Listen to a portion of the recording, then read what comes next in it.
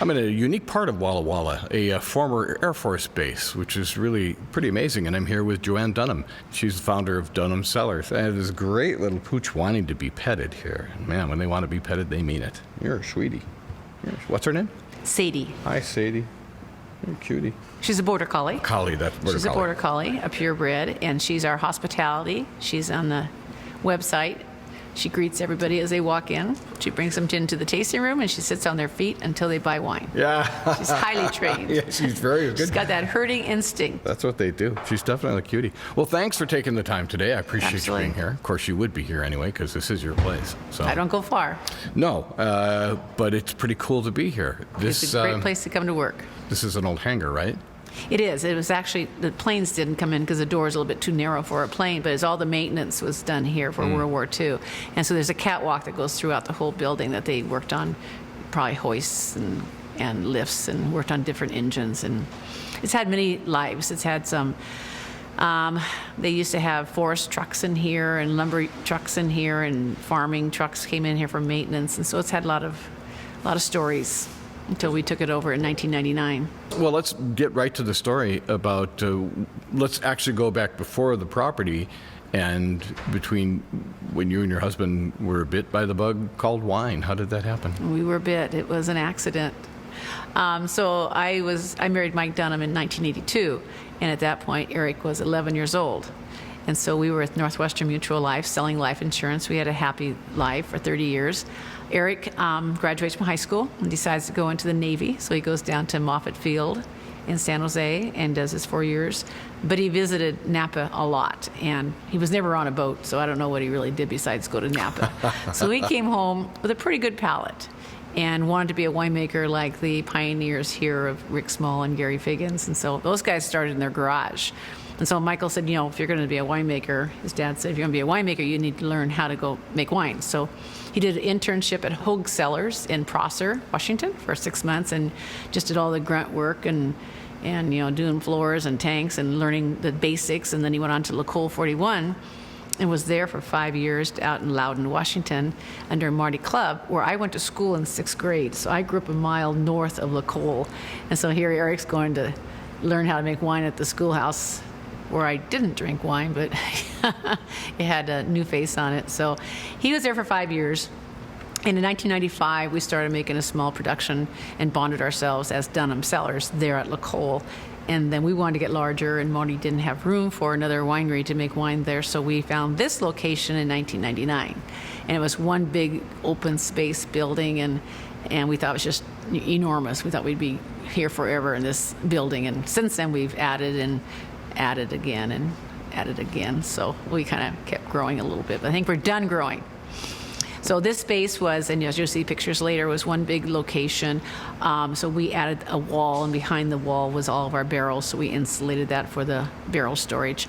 And then we added a crush pad off the other end where we have a covered area for harvest with all of our tanks in there, and the destemmer and crusher and all that's under cover now. And then we added a door to it. I mean, go figure, why wouldn't you have a door? But we didn't. So now we have a door so we can make it all secure and safe. And then in 2006, we added our barrel room. So that's across the courtyard, which is landscaped with a babbling stream going through it. And that holds about 2,000 barrels over in our barrel building.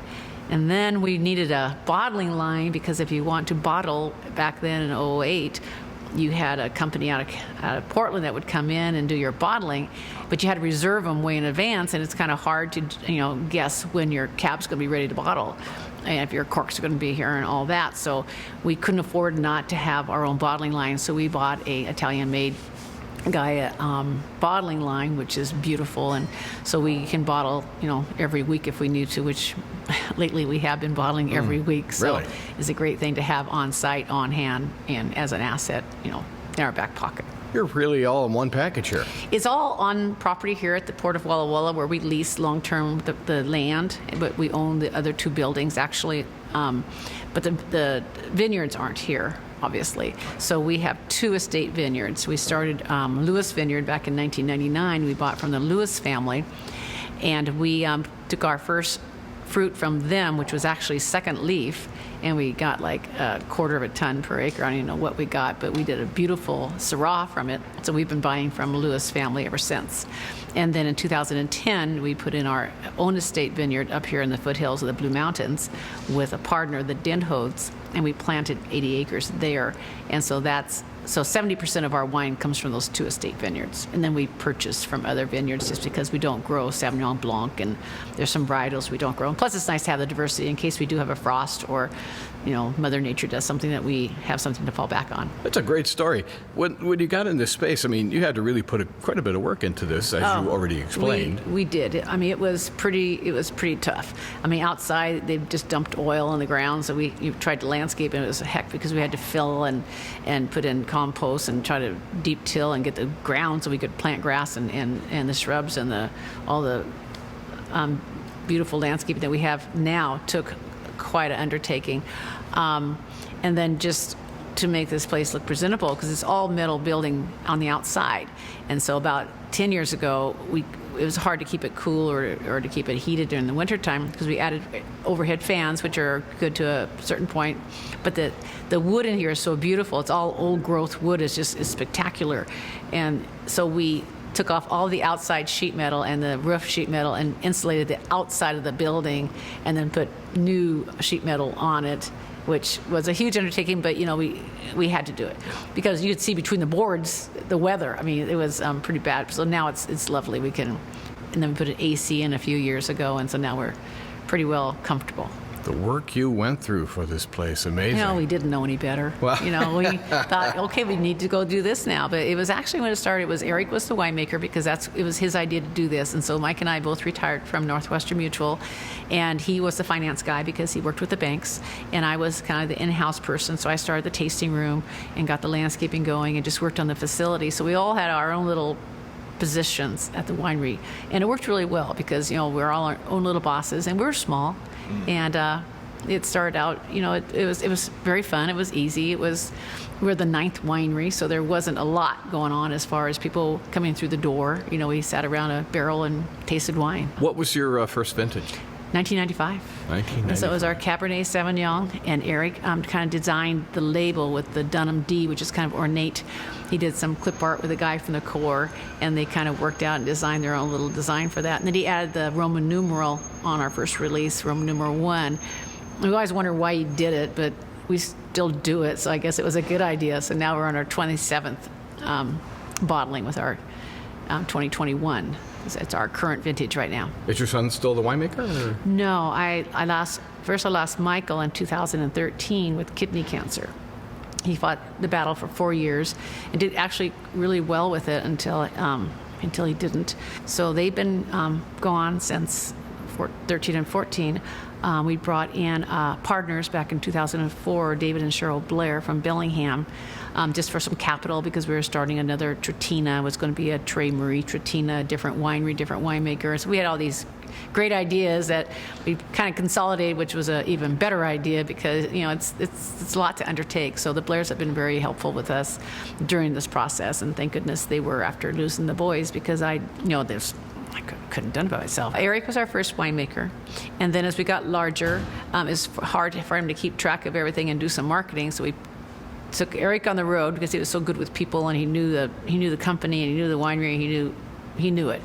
And we hired Dan Wampler as a winemaker, and he was great. He was knowledgeable. He knew the science, and so that worked really well. And then he came in with his brother-in-law, Rob Campisi, who didn't have a wine background.